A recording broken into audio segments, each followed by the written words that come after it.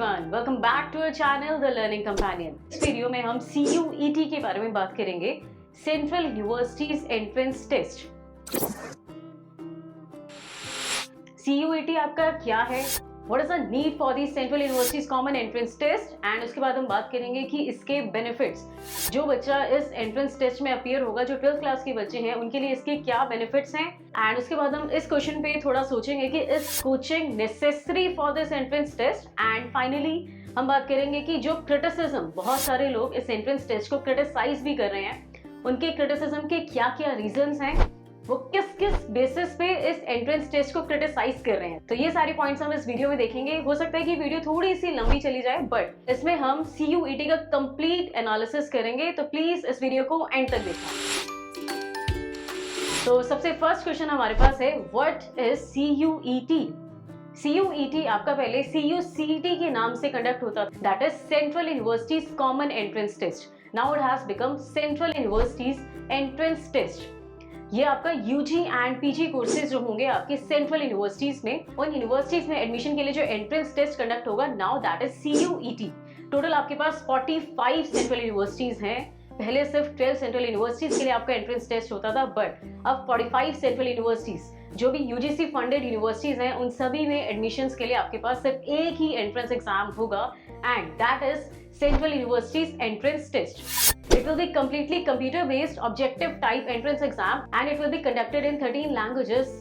For example, Hindi, English, Bengali, and other languages. जो इसमें 45 central universities हैं, उसमें आपकी बहुत सारी famous universities like Delhi University, Jawaharlal Nehru university, Banaras Hindu university, Jamia Millia Islamia university, South Asian university, and then we have Indian maritime universities. तो बहुत सारी यूनिवर्सिटीज हैं आपकी, अच्छी यूनिवर्सिटीज, इंडिया की टॉप की यूनिवर्सिटीज, जिनके एडमिशन अब सेंट्रल यूनिवर्सिटीज एंट्रेंस टेस्ट के थ्रू होंगे। CUET will be conducted by the NTA, that is national testing agency, और इसके फॉर्म्स आपके बहुत ही जल्द, मे भी हो सकता है कि 2 अप्रैल को ही UGC इसके फॉर्म्स रिलीज कर दे। और इसका जो एग्जाम का पैटर्न रहेगा, मेनली फर्स्टली आपका ऑब्जेक्टिव बेस्ड रहेगा।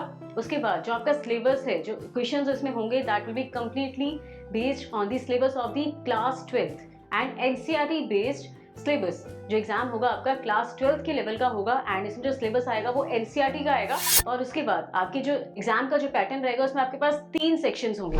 The first section will be completely language based, and in the second section you will be having exams based on your domain subjects, कि जिस सब्जेक्ट में आप अपना कोर्स आगे परस्यू करना चाहते हो, उससे रिलेटेड आपका एग्जाम होगा। And the third section will be completely aptitude based exam. अब हम अपने next question के बारे में बात करते हैं, that why a common entrance test is being conducted. तो CUET आपका कोई नया कॉन्सेप्ट नहीं है। CUCET जो था सबसे पहले आपका 2010 पे कंडक्ट करवाया गया था, और अभी तक जो ये कॉमन एंट्रेंस टेस्ट है, ये सिर्फ 12 सेंट्रल यूनिवर्सिटीज के लिए होता आया है। अब न्यू चेंजेस क्या आए हैं इसमें, कि इसमें बाकी यूनिवर्सिटीज, जो आपकी बाकी सेंट्रल यूनिवर्सिटीज भी हैं, वो इंक्लूड कर दी गई हैं। And the national education policy 2020 has also prescribed something of this type to put the end to the ever increasing cutoff of different universities, just like Delhi University. पिछले साल Delhi university के कुछ कोर्सेज के लिए cut off आपकी 100% गई थी। Main reason आपका ये भी है कि अभी तक कॉलेजेस के एडमिशन आपके 12th की परसेंटेज के बेसिस पे हो रहे थे, बट डिफरेंट बोर्ड्स, जो आपके डिफरेंट बोर्ड्स हैं, स्टेट बोर्ड, CBSE, ICSE, उन सब का लेवल बहुत ज्यादा डिफरेंट है।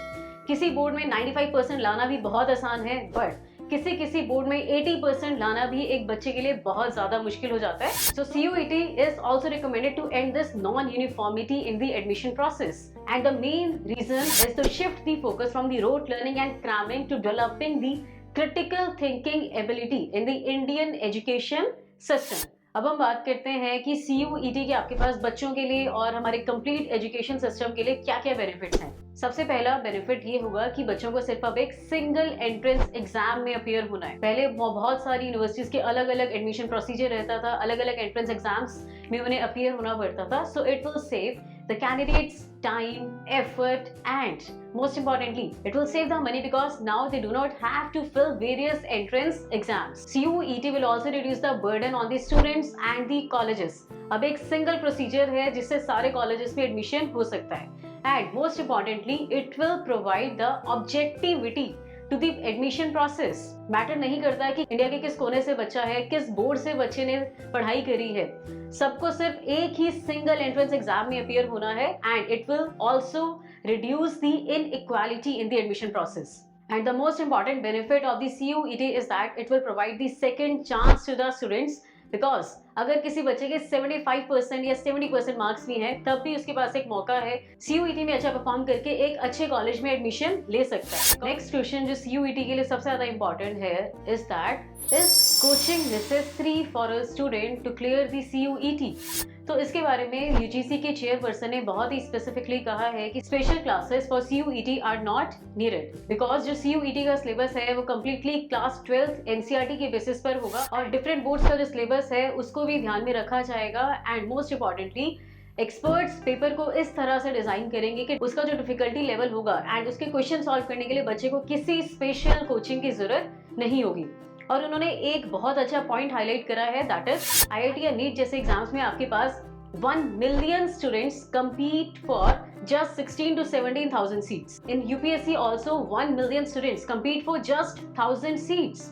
Whereas in CUET की अगर हम बात करें तो खाली दिल्ली यूनिवर्सिटी के पास ही आपके पास 70,000 सीट्स हैं और अगर हम इन टोटल 45 सेंट्रल यूनिवर्सिटीज की बात करें तो आपके पास टोटल अराउंड 2 लाख सीट्स हो जाती हैं। So the ratio of seats and the competition is 1:5, that is for 1 seat. 5 students are competing in the case of CUET, whereas for IIT, JEE and UPSC almost this ratio becomes 1:50 or 1:60 in the case of IIT, in the case of JEE and NEET.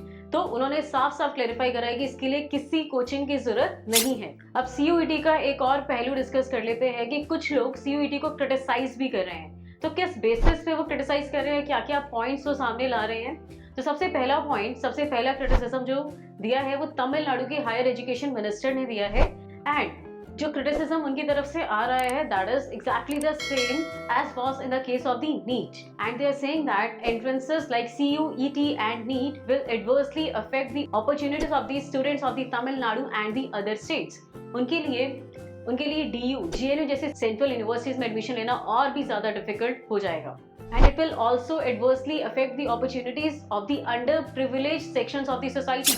जो underprivileged sections हैं उनके पास boards के लिए इतने resources नहीं है, उनके पास boards को क्लियर करने के लिए गाइडेंस नहीं है। तो हम कैसे एक्सपेक्ट कर सकते हैं कि वो सेंट्रल यूनिवर्सिटीज एंट्रेंस टेस्ट एक जो ऑल ओवर इंडिया के लेवल पे कंडक्ट हो रहा है, उनके पास उस एग्जाम की प्रिपरेशन के लिए, उस एग्जाम के लिए जो भी इंफॉर्मेशन चाहिए उन सारी चीजों के रिसोर्सेज उनके पास अवेलेबल होंगे। And the next criticism is that the one nation one entrance or the one country one entrance is not feasible for a diverse country like India. India में बहुत सारे डिफरेंट एजुकेशनल बोर्ड्स हैं जिनका level बहुत different है, जिनमें education का level बहुत ज्यादा डिफरेंट है और इंडिया के हर स्टेट में जो एजुकेशन प्रोवाइड करी जाती है बच्चों को दैट इज वेरी डिफरेंट। तो उन सभी चीजों को हम एक एंट्रेंस एग्जाम के थ्रू यूनाइट नहीं कर सकते। And the next very important point is that it is unreasonable बच्चों से ये एक्सपेक्ट करना कि पहले वो बोर्ड्स के लिए तैयारी करेंगे एंड उसके बाद they will prepare themselves for the entrance test. So it is unreasonable for the students के ऊपर डबल प्रेशर बनेगा। And the very important point, all the UGC के चेयरपर्सन ने बोला है कि that it will not give boost to the coaching industry. But जैसे JEE, NEET, UPSC और इन सभी में कोचिंग इंडस्ट्री बहुत ज्यादा उभर के आई है, CUET is again another opportunity for the coaching industries. अब उन्हें एक और एंट्रेंस एग्जाम मिल जाएगा and there will be also a wide number of subjects जिसकी कोचिंग वो प्रोवाइड कर सकते हैं। And the last and the most important point is whatever the long term learnings that schools were providing in the form of the reading skills, writing skills, उन सभी से अब focus shift होकर सिर्फ objective type multiple choice questions की तरफ shift हो जाएगा। जो भी थोड़ी बहुत लर्निंग लॉन्ग टर्म फॉर्मेट में like reading skills, writing skills, इन सभी चीजों पे बच्चों के काम किया जाता था, इस सब से फोकस शिफ्ट होके अब multiple choice objective type questions की तरफ शिफ्ट हो जाएगा। और जो बोर्ड्स एग्जाम्स की इंपॉर्टेंस थी, बोर्ड्स के लिए प्रिपेयर करने की जो इंपॉर्टेंस थी वो सारी CUET के आने से 1 मिनट में खत्म हो जाएगी। बच्चों के पास अब कोई इंसेंटिव ही नहीं है 12th क्लास के लिए प्रिपेयर करने का and they will be completely focusing just on one entrance test, that is Central University's entrance test. So this is like a complete analysis of the CUET. We would really like to know that what do you think about the CUET? What is your opinion? So please tell us in the comment section what do you think. And CUET से related जो भी आपकी updates होंगी वो सारी हम अपने channel पर डालेंगे। So if you want कि आपको वो सारी अपडेट्स बहुत ही जल्दी मिलते रहे, so please guys subscribe to our channel and इस वीडियो को जितना हो सके उतना शेयर कीजिए so that everybody should get to know regarding the CUET.